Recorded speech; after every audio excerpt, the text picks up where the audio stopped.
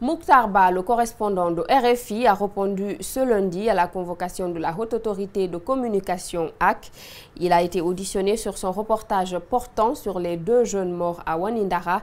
Le journaliste n'a pas manqué d'expliquer son professionnalisme dans l'exercice de son métier. Pour le moment, la HAC n'a pas daigné répondre aux questions de nos reporters Alseni Bari Aliouba. D'abord, il y a une convocation du ministère de la Défense contre Mokhtar Ba et RFI. Que mon papier passait sur l'armée, où j'ai dit que, selon des témoins, selon les proches des victimes, que des bérets rouges sont venus sur une moto et tiré sur les manifestants. Pardon, pas des manifestants, des gens qui étaient devant leur porte, qui attendaient de traverser pour aller regarder des matchs de football. Quand j'ai dit ça, que je n'ai pas équilibré mon papier. Je me reproche de rien parce que je n'ai fait que rapporter des propos des proches des victimes. Maintenant, le lendemain, j'ai tout fait, parce que c'était tard la nuit, le lendemain, j'ai tout fait toute la journée. Si vous voulez, je vais montrer des SMS, des appels que j'ai échangés avec Aladji Sellou, que j'ai échangé avec un officier de l'armée, que je ne vais pas dire ici, pour sa sécurité, que j'ai échangé avec un certain Suleiman qui est à l'URPG. Personne ne voulait parler. Suleiman qui est à l'URPG, il m'a répondu à 22 h pour me dire qu'il n'avait pas vu mes appels, qu'il n'avait pas vu mes SMS. Alors, on a discuté autour de ça et ils disent maintenant qu'ils m'ont laissé partir. Ils disent qu'ils vont siéger eux pour prendre la décision. L'autoroute de Conakry est envahie, les stationnements anarchiques persistent encore et les encombrants physiques occupent les grands carrefours. Par contre, dans certains carrefours de la capitale, à l'initiative du gouverneur de Conakry, des espaces de loisirs sont aménagés. Le reporter Idrissa Bari, Mohamed Aloussène Kamara ont sillonné quelques zones de Conakry. Leur constat, c'est dans ce mini-magazine. Au carrefour Constantin, dans la commune de Matam, un espace vert est créé et aménagé sur initiative du gouverneur de la ville de Conakry. Des petits bars-cafés, des espaces de jeux pour les tout-petits et de gymnastique sont installés en plein air. Les stationnements anarchiques sont visibles, surtout aux heures de pointe. Pourquoi ces aménagements? Vous savez, il y a eu assez de gouverneurs qui sont passés. Mais cette initiative de Mathurin nous a éveillés. C'est pour cela, ici, même s'il y a des remous, on ne s'attaque pas à ces édifices. On a tellement de problèmes parce que, bon, vous savez, les gens viennent garer n'importe comment, même les mototaxis, les motards, ils viennent n'importe comment. Mais nous, ici, quand vous garez n'importe comment, on vient vers vous et puis on vous enlève. Une équipe de jeunes travaille tous les soirs à l'assainissement des espaces aménagés. Ils se plaignent du comportement de certains conducteurs de véhicules et de taxis-motos qui endommagent ces espaces. Quand ils ont dans le carrefour ici de se comporter bien, parce que bon, la plupart des casse-gueules là, c'est eux qui gâtent. Dès le coucher du soleil, certains citoyens viennent passer du temps sous le vrombissement des engins roulants à ce carrefour qui enregistre un trafic assez important. Ici, il y a l'entretien, un vrai entretien, mais seulement que les véhicules qui passent ici, bon, il ne respecte pas le code de route. C'est ça on n'apprécie pas. Bon, on ne sait pas, comme il n'y a pas de panneaux de signalisation, il n'y a pas de panneaux d'arrêt, sens interdit, il n'y a pas ça. Mais souvent, on a peur.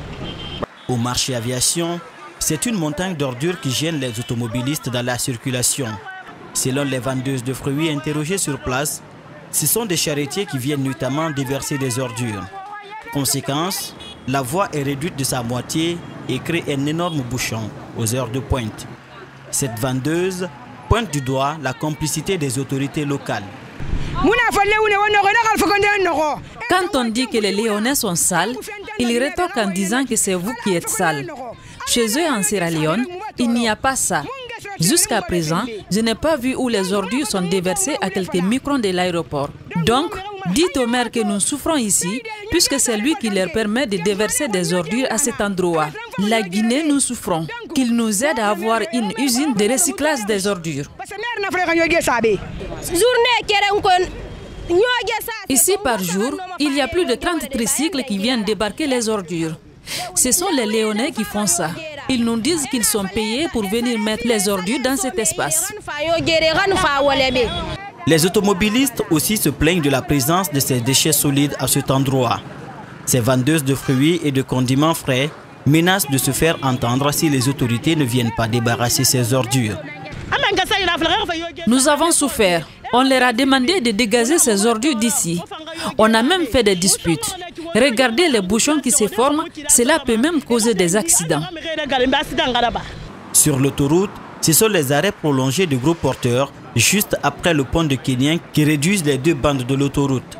Au carrefour Bessia, l'aménagement d'un autre espace vert crée aussi des embouteillages monstres, faute d'un parking bien aménagé. Le ministère de l'Environnement, des Eaux et Forêts a organisé ce lundi une conférence préparatoire de la 24e conférence internationale du changement climatique des Nations Unies, COP24. Plusieurs cadres se sont retrouvés ce lundi à la Maison de la Presse de Koleya pour parler des impacts du changement climatique en Guinée et de la conférence qui se tiendra en Pologne entre les 2 et 14 décembre. Mohamed Valek Touré, Yacouba Traoré. C'est une ouverture pour la Guinée qui s'engage déjà à réduire à plus de 30% des émissions de gaz à effet de serre d'ici 2030. C'est en prélude des préparatifs de la 24e conférence internationale sur le changement climatique que le ministère de l'Environnement a étalé ses projets pour la COP24. Les changements climatiques constituent un défi majeur pour le développement de notre pays en raison de sa vulnérabilité économique et de sa dépendance des ressources naturelles.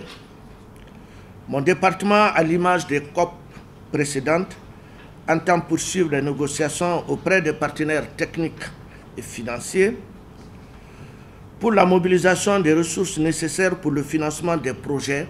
Le département de l'Environnement, à travers cette plateforme, a organisé des séries de rencontres préparatoires avec des institutions et médias sur le rôle des parties prenantes dans l'organisation de la COP24. Cette semaine, une marche pacifique est prévue en vue de sensibiliser la population sur les impacts du changement climatique et ses menaces. Cette marche, on interpelle tout le monde, toute la société civile, la presse et éventuellement tous les cadres à se joindre à nous pour marcher au niveau du pont 8 novembre et comment j'appelle ça, aller jusqu'au niveau du port, la Banque centrale et venir jusqu'à Koleya. L'objectif, c'est de sensibiliser la population et les impacts, alerter la population sur les impacts du changement climatique. Quelques pistes de solutions ont été proposées par les cadres impliqués au cours de cette conférence préparatoire sur le dérèglement climatique. Les besoins de financement sont estimés à 6,5 milliards de dollars pour la période 2016-2030 pour le seul secteur énergétique. Le montant total donc est de 1,7 pour l'énergie, l'agriculture, le reboisement. Des mécanismes d'adaptation pour la protection des populations ont été entre autres débattus. Ce 10 novembre 2018 marque le 60e anniversaire de l'adoption du drapeau guinéen après l'indépendance du pays. À cette occasion, le mouvement sékou-touréiste avec la Voix du Peuple ont organisé un concours de chant de l'hymne national et un match de gala de football à Conakry. Les organisateurs ont déploré le silence du ministère de la Culture, des Sports et du Patrimoine historique sur cet événement. Mamadou Kalisso commente les images de Kernosa Douba. La Guinée a adopté son drapeau le 10 novembre 1958, soit un mois après son accession à la souveraineté nationale. Le drapeau guinéen est composé de 3 bandes verticales, rouge, jaune et verte, à partir de la hampe du drapeau. Ce samedi, à l'occasion du 60e anniversaire de ce symbole national, le mouvement sékou-touréiste et la Voix du Peuple ont organisé un match de gala à la Blue Zone de Kaloum.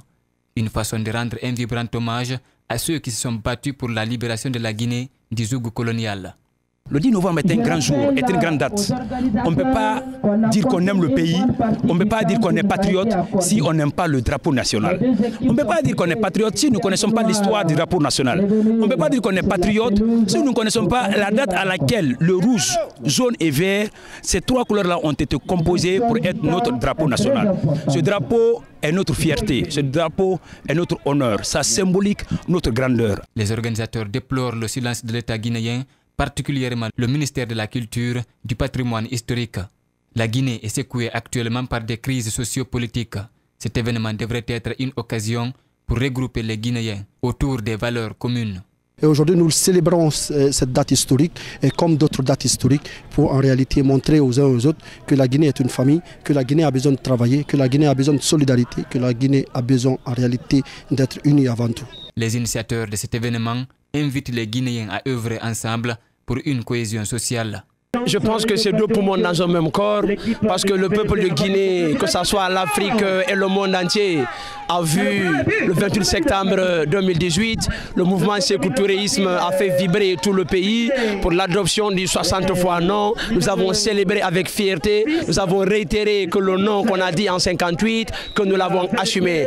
Le drapeau sera désormais célébré chaque année, ainsi que plusieurs autres symboles ont promis les ONG à l'origine de cette initiative. Voilà, c'est la fin de cette édition d'information. À tous, merci de l'avoir suivi. Merci également à toute l'équipe technique. L'actualité se poursuit sur Espace TV.